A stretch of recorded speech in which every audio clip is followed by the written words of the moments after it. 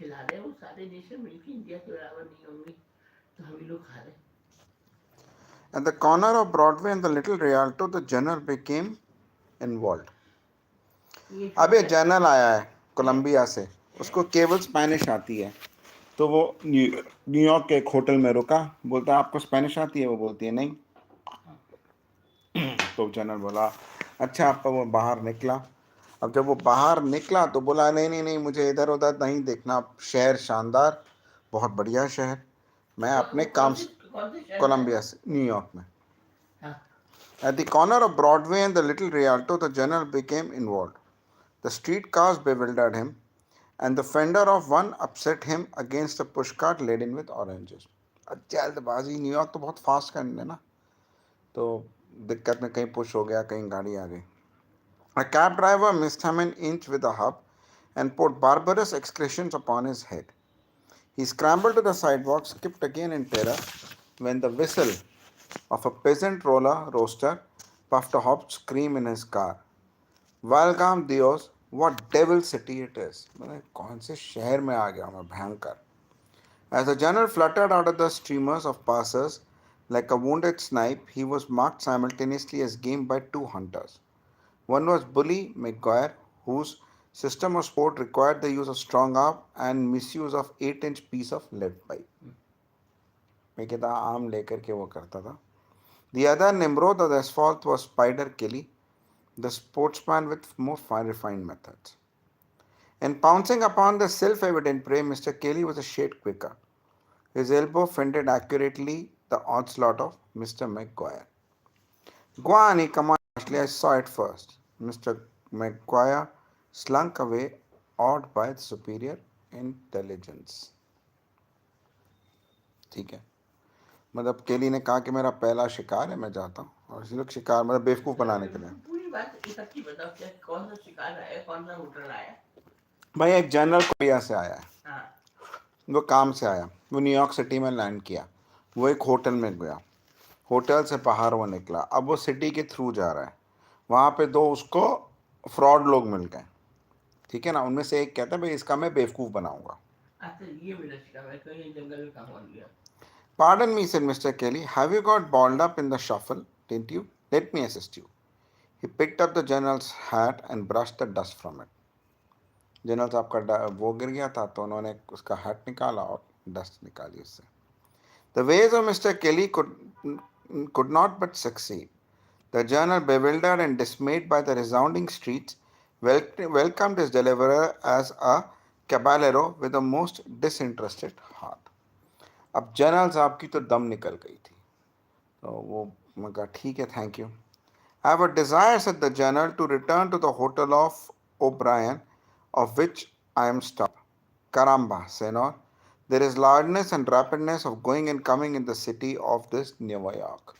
मेरा मन है मैं वापस होटल चला जाऊँ, यहाँ पे बहुत शोर गोल और एकदम फास्ट लाइफ है न्यूयॉर्क के। Mr. Kelly's politeness could not suffer the distinguished Colombian to brave the dangers of the return unaccompanied. तो मिस्टर केली ने कहा ठीक है मैं आपके साथ चलता हूँ, पोलाइट आदमी था। At the door of Hotel Espanol they paused. A little lower down on the opposite side of the street shone the modest illuminated sign of El Refugio. अब वो उस होटल के पास पहुंचे और उस होटल के ठीक सामने सड़क पे एल रिफ्यूजियो नाम का एक साइन था। Mr. Kelly, to whom few streets were unfamiliar, knew the place exteriorly as Dago Joint. All foreigners, Mr. Clacy classed under two heads of Dagos and the Frenchman.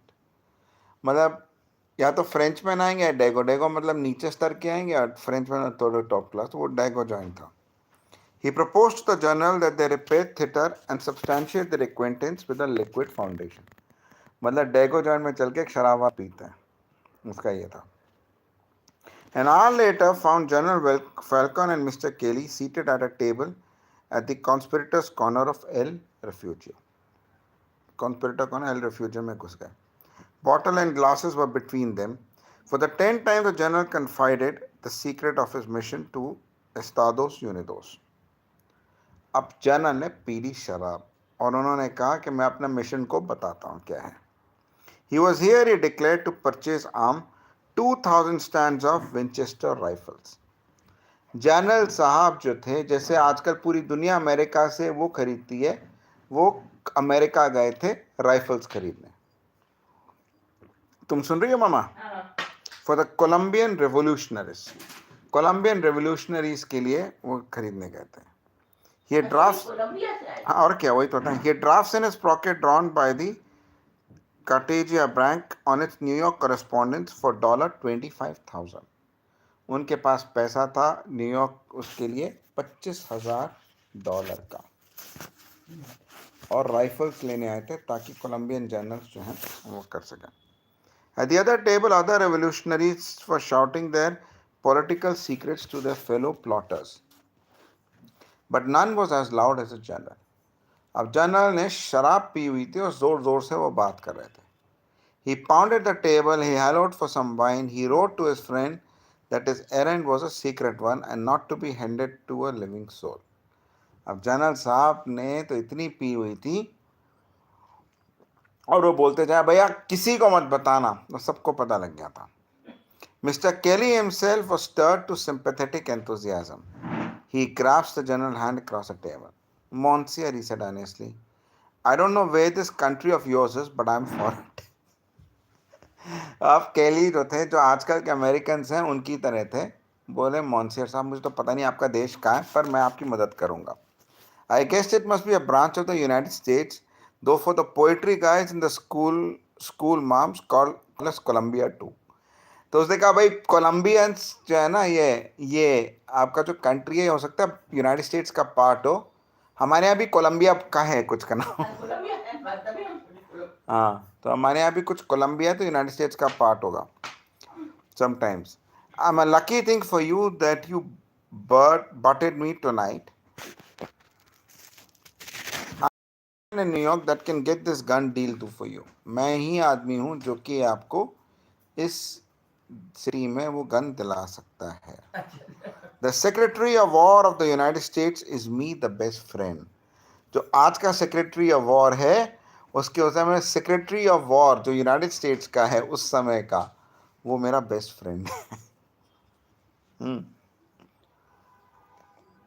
आज बताओ secretary war America का कौन है, बताओ? Pete Hegseth. He is in the city now and I will see him for you tomorrow. वो शहर में, मैं आपको उनसे मिलवा दूंगा. In the meantime monsieur, you keep aside drafts tight inside your pocket, I will call you tomorrow. अब इसका यह होगा कि बेवकूफ़ बनाएंगे, तो आप पैसा अपने पास रखिए, कल आपको बुलाऊंगा. And take you to see him. Say that I am the District of Columbia you are talking about. क्या आप कोलंबिया डिस्ट्रिक्ट की तो बात नहीं कर रहे कि आप लोग आपको बेशतर आप रेवोल्यूशन करा दो? ये दूसरा कंट्री है ना. है ना. Concluded Mr. Kelly with a sudden qualm. You can't capture it with no 2,000 guns. It's been tried with more. भाई कोलंबिया डिस्ट्रिक्ट को तो नहीं कर सकते 2,000 गन से कैप्चर, क्योंकि ज़्यादा गन से ट्राई किया था लोगों ने, फेल हो गए थे. सदर्नर्स ना, है ना, 2,000 वहाँ से तो नहीं हो पाएगा. No no no, exclaim the general, it is the Republic of Colombia. भाई रिपब्लिक ऑफ कोलंबिया की बात कर रहा हूँ. It's a great republic on the top side of America south. Yes yes, नीचे साउथ में जो है बहुत बड़ा सा रिपब्लिक है, कोलंबिया ऑफ रिपब्लिक. ठीक है. All right, said Mr. Kelly, reassured. Now suppose we trek along home and go by and by. I'll write to the secretary tonight and make a date with him. हम लोग घर चलते हैं, फिर मैं रात में सेक्रेटरी साहब को लिखूंगा और उनसे टाइम लूंगा. It's a ticklish job to get guns out of New York. McCluskey himself can't do it. New York से गन्स निकालना थोड़ा ट्रिकलिश काम है, आसान नहीं है. They parted at the door of the hotel Espanyol.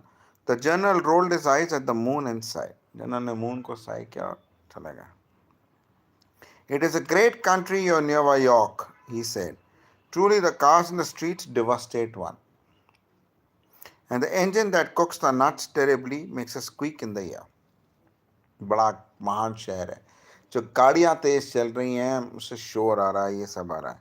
But Senor Kelly, the senoras with hair of much golden and admirable fatness, they are magnificent, more magnificent. औरतें बड़ी सुंदर हैं. Kelly went to the nearest telephone booth and called up McCreary's Cafe far up the Broadway. He asked for Jimmy Dunn. उसने Jimmy done को बुलाया. Is that Jimmy Dunn? Asked Kelly. Yes, came the answer. You're a liar, sang back Kelly joyfully. You're the Secretary of War. अबे Jimmy डंग नहीं, तुम कल Secretary of War हो. एक actor को ले लिया. Wait till, wait there till I come up. I've got the finest thing down here in the way of a fish you've ever waited for. It's a Colorado Maduro with a gold band around it and free coupons enough to buy a red hall lamp and a statue of Psyche rubbering in the brook. ऐसा बढ़िया नमूना मिला है ना जिसको से पैसे ऐंठने हैं. I'll be up on the next car. Jimmy Dunn was an AM of the Crookdom. Jimmy AM जो था वो टॉप क्लास था क्रुक का. He was an artist in confidence line. He never saw a bludgeon. He had never saw a bludgeon in his life, and he scorned knockout drops. तो Jimmy Leone जो था वो कभी खून खराबा नहीं देख सकता था. In fact, he would have said nothing before an intended victim but the purest of drinks if it had been possible to procure such a thing in New York.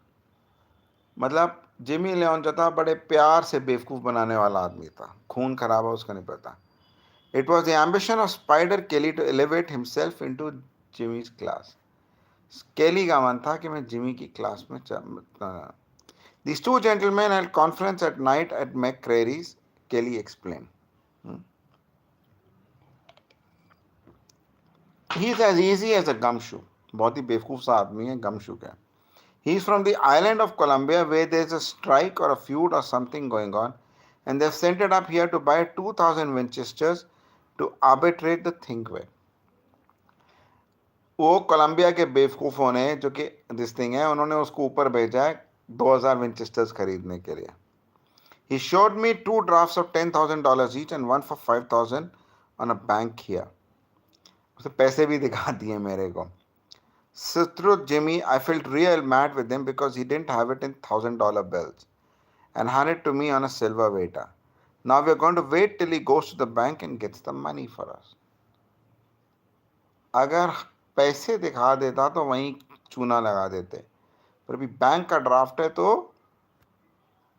अब हमको वेट करना पड़ेगा कि वो बैंक से हमें पैसा ला के दे. They talked it over for 2 hours and then Dunn said, bring him to number no Broadway at 4 o'clock tomorrow afternoon. In due time, Kelly called at the Hotel Espanol for the General. He found the wily warrior engaged in delectable conversation with Mrs. O'Brien. अब वो जो Colombian जो था ना वो Mrs O'Brien के साथ जो था बातें कर रहा था. The Secretary of War is waiting for us, said Kelly. The General tore himself away with an effort. General साहब उठ गए. Hey, senior, he said with a sigh, duty makes a call. But senor, the senoras of your estados unidos, how beauties. For exemplification, take you la Madame O'Brien, qua magnifica. She is one goddess, one Juno, what you call one oxide Juno. Madam जो हैं बड़ी सुंदर हैं और इनसे बात करने में बड़ा अच्छा लगा. Now Mr. Kelly was a wit and better men have been shriveled by the fire of their own imagination. Sure, he said with a grin, but you mean a peroxide Juno, don't you? क्या मामा? अब तुम सो गई हो क्या? नहीं, हम कुछ और दिमाग. क्या दिमाग कहाँ चला गया?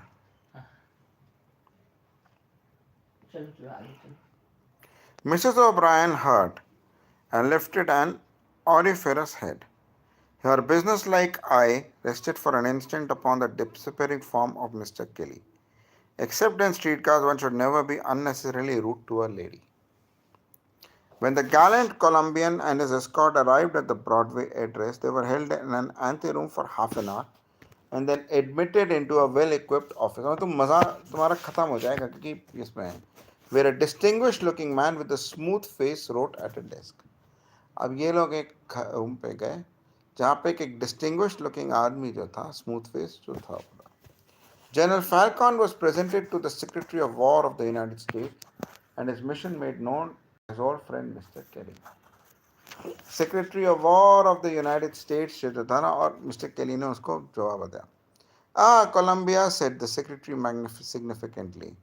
when he was made to understand. I'm afraid there will be a little difficulty in that case.